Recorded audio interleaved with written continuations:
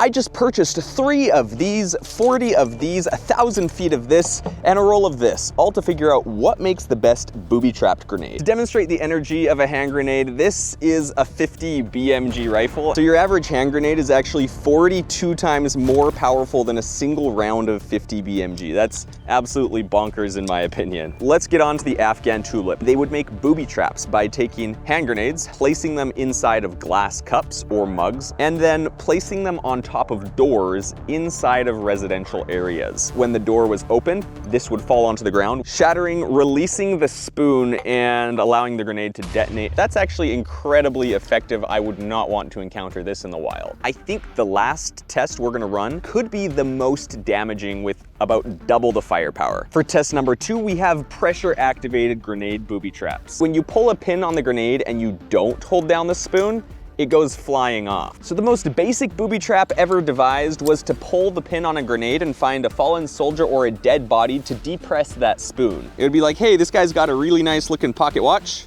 And then, which brings us to our third test, the can grenade. And it was originally used in Vietnam by the Viet Cong. First, they would take a can like so and tape it to a branch or a tree. Next, they would grab a spool of nearly invisible fishing wire and tie it to the body of the grenade. Place it inside of the can and run this to another tree and tie it off so that it's taut. Let's say I'm walking through the jungle and I'm just walking like so. The craziest part is when you trip on it, it actually pulls it closer towards your body, allowing it to enact even more damage. And for our fourth method that grenades were used as booby traps, we have the instant fuse method. Smoke grenades had their fuses removed, which is instant, rather than the timed fuse on a hand grenade. And then they were put inside of a hand grenade so that there was no chance for their opponents to duck and hide. Now for the moment you've been waiting for, the final method that was historically used. It required 2 grenades. First, they would tape 1 grenade to a tree, like so,